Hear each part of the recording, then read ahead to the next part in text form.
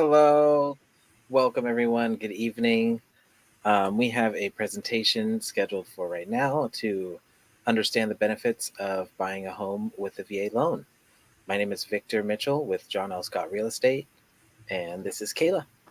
Hi, my name is Kayla. I am a local lender here with Veterans United Home Loans, and I'm going to teach you guys a little bit about the VA home loan and the benefits and some myths that you may have heard.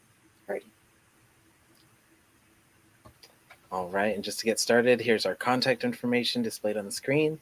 If you have any questions, feel free to put them in the comment section. At the end of our presentation, we'll have a little time for questions where we'll go over and answer anything you guys have. And Great. we'll get started. Perfect. Okay, so the first question may be, who is eligible for the VA home loan?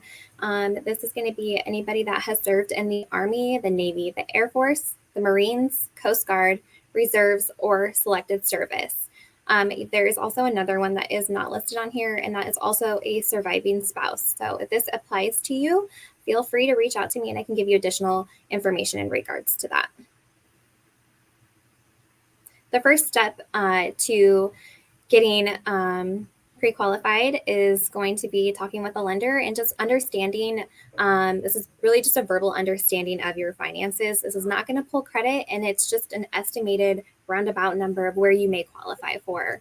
The next step after that is going to be completing a formal loan application. This is where we are going to pull your credit, and we're also going to verify everything that you had already told us.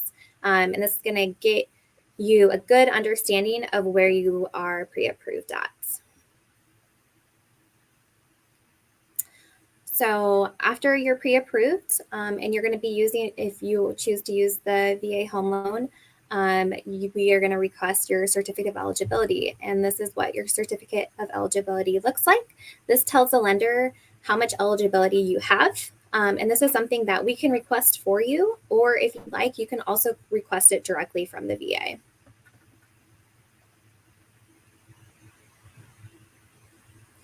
Who can be financed on a VA home loan?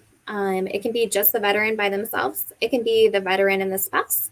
And it can also be a veteran and a veteran, which is dual entitlements. Sorry. No, you're fine. Let's see. So some people may ask, what is the funding fee? So the funding fee is basically a fee that is added to the base loan amount, and it's financed into your loan. So this is not something that you're going to have to pay an additional expense or come out of pocket on this. It's just added in. If you are have 10% or more of VA disability rating, you're actually exempt from this funding fee. And this, yeah, so that's about it with that. What can be financed on a VA home loan? A single family home, a 2 to 4 unit, owner occupied, also condos and townhomes, but they do need to be approved through the VA.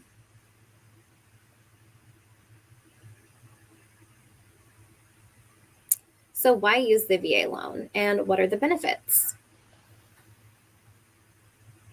I think the biggest benefit to using the VA home loan is that there is a 0 down payment requirement. So, and you also aren't going to be paying private mortgage insurance. All right. So after you've gotten your pre-approval in hand, it's time to choose your realtor.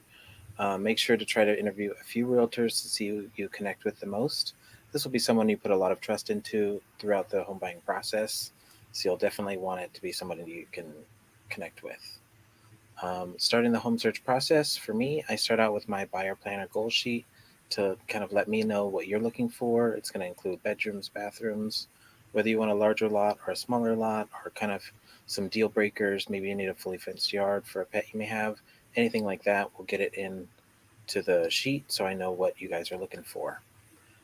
After we have that all inputted, I'll send you listings through my mobile app so you can be updated as homes that match your criteria hit the market or even come off the market. You'll definitely not want to do any more research on homes that go pending because there's a less likely of chance of winning those homes. A great tip to have would be to be ready to go see homes while the market is slowing down. Homes are still selling in around 7 to 21 days on average, so it's important to be ready to go see the homes when they hit the market to have an early advantage when placing an offer. If you're doing research with your realtor a little bit early, maybe before you have your pre approval, have them send you the last 30 days of closed homes just so you can see what is selling over list and how long homes are staying on the market, just so you can kind of prepare yourself for when it's time for you to make your offer. When you found the home that you've fallen in love with and you're ready to write an offer, I'll provide you with a comparative market analysis to help you gauge what the house could be worth so you can make an appropriately priced offer. It's always recommended to do an inspection, although sometimes to win an offer, you may have to waive the right to do an inspection just to strengthen your offer. I'll be able to guide you to make the best decision based on all the factors as we walk through the home when we go to see it. Additional down payments and escalation clauses. I'll jump into these a little more deeply later on in the presentation, but they're mostly used in multiple offer scenarios to strengthen your offer and prove your dedication to purchase the home. Earnest money is usually around one third of the, or 1 to 3% of the purchase price. Earnest money is not required to purchase, but will show the sellers that you're serious about purchasing and you have the means to do so. The last kind of uh, choosable thing on the offer is the closing date. Just be sure to leave enough time in escrow for everyone to get all the paperwork in order to be able to close on time. Remember, everything in real estate is time is of the essence. So I will help to keep you on track to stay on top of each and every deadline. Just a sample of a purchase and sale agreement. We'll have the buyer's and seller's information, the date of the offer, as well as the offer expiration date. This is a fully signed contract. So we'll have the property, the address, as well as the legal description. The appliances included in the offer.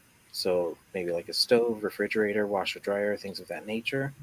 Your purchase price, the amount of earnest money, how that earnest money will be delivered, and whether or not you're going to do an inspection, and finally that closing date. So, a couple things with the VA home loan. There are a couple of different ways that you can pay your closing costs. One of them is to pay them yourself. You can also have the seller pay them, which is called seller's concessions. And that would just, as long as the seller is agreeing to pay for that and that's in the contract, that is completely fine. You can get a gift from a family or a friend. You can actually take a higher interest rate, which would then the lender would be giving you a rebate towards your closing costs, which can help pay for them as well. You can also get a consumer loan or a credit card advance. This is specifically only to VA. As long as you qualify with that payment, you can definitely do that as well.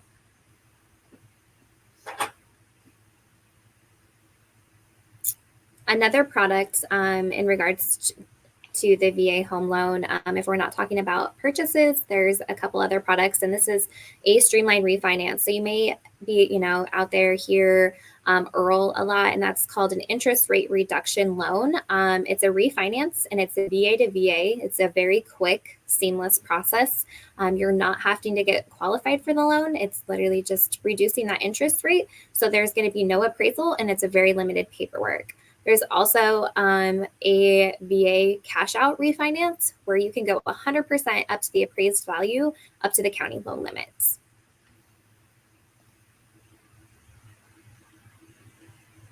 And the next one. Okay, some myths that you may hear about the VA home loan.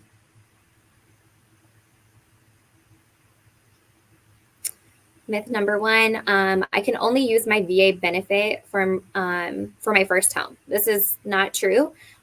Once your current VA home loan is paid off and then your full eligibility is restored, you can go out there and get another home. It's possible to have more than one VA loan at a time as well.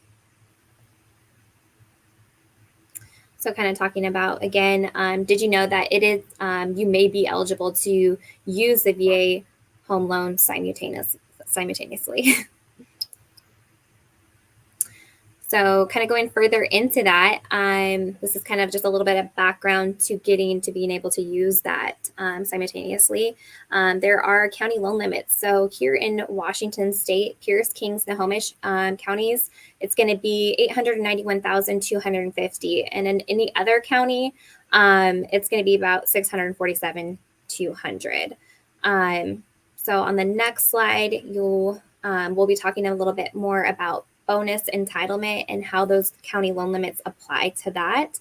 As long as the original loan amounts are combined together and they're under the county loan limit that we just discussed, you can go zero down. If you're going to be going over the combined, like, so both of those loans are over the limit, you're going to bring in 25% of the difference of the overage. So I do have an example here on the next slide. Kind of breaks it down nicely for you guys. So we have loan number one. Your existing home is $250,000, and the home that you want to buy is $780,000. So we have a total loan amount of $1,030,000. But the county loan limit, let's say in Pierce County, that's what we're talking about here, is $891,250. What we're going to do is we're going to take the total the total loan amounts, and we're going to deduct that from the county loan limit, which gives you $138,750.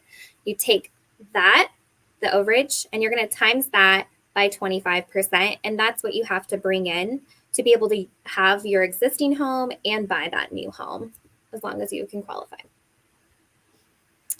Another myth out there is that there is always a funding fee no matter what.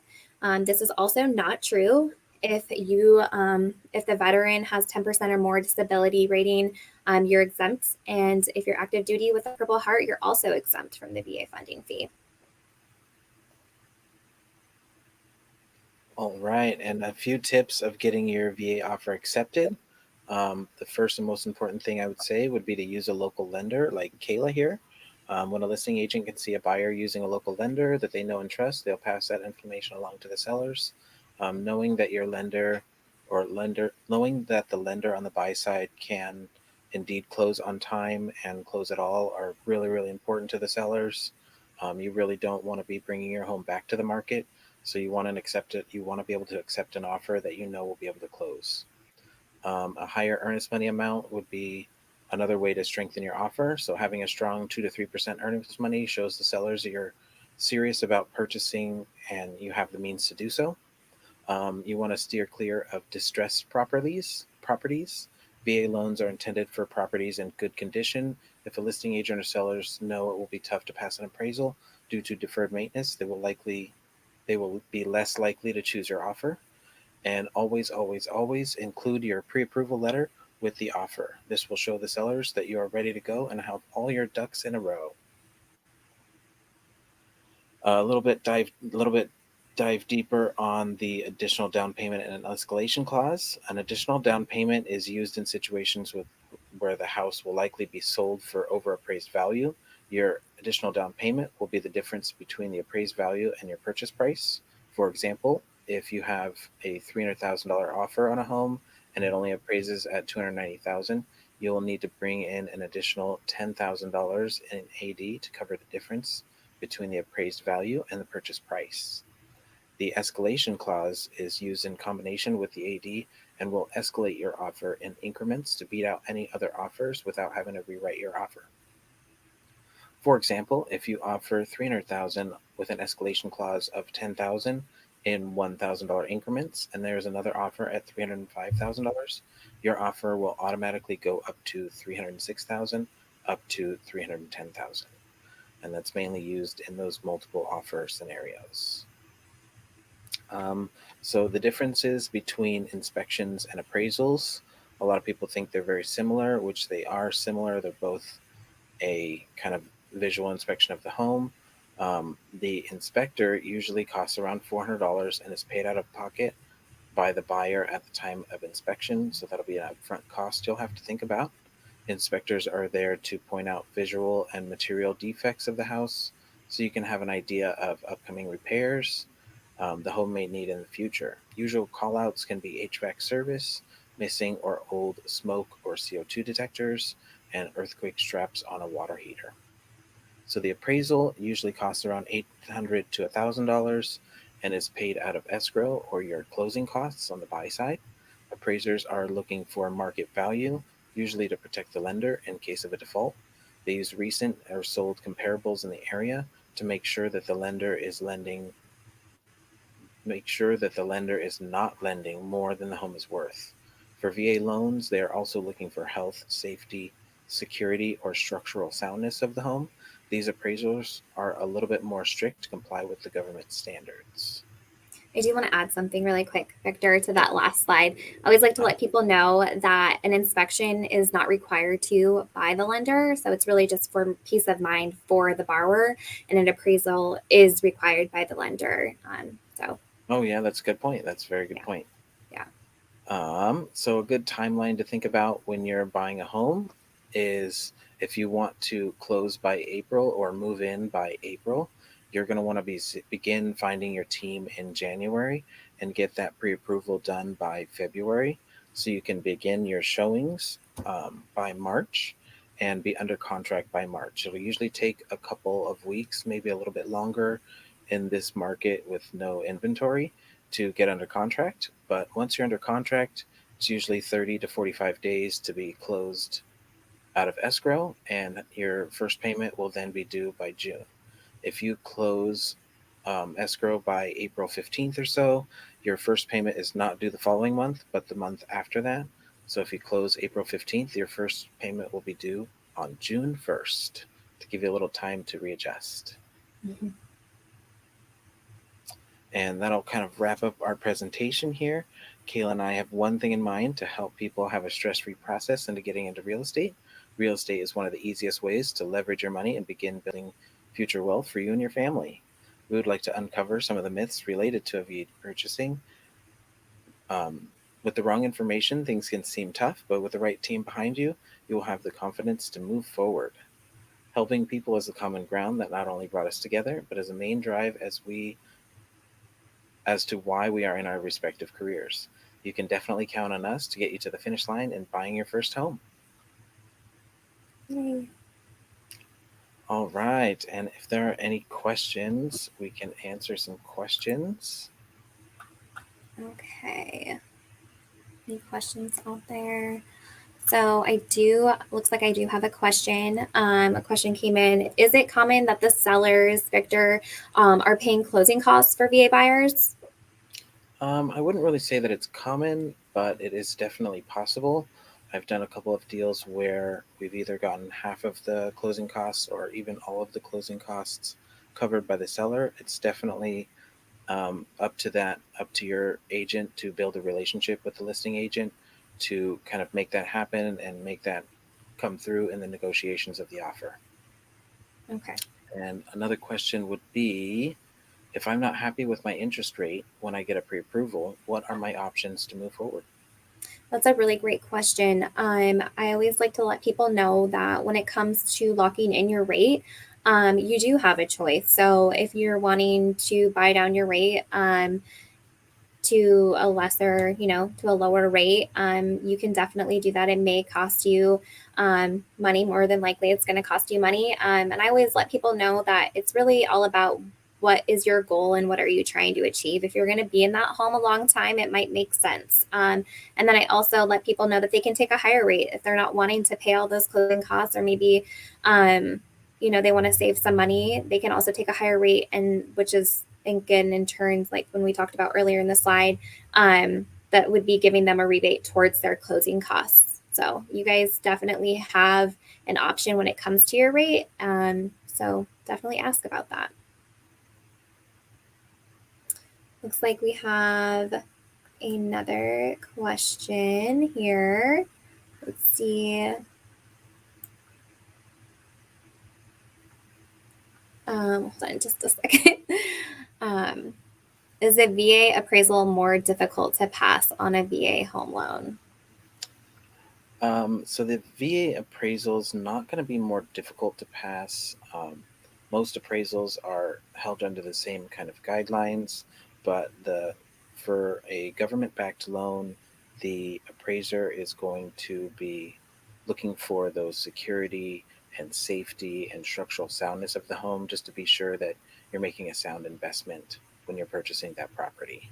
So that is usually the kind of misconception that it's more difficult to pass. It's not really more difficult. They're just making sure you're getting into a sound investment.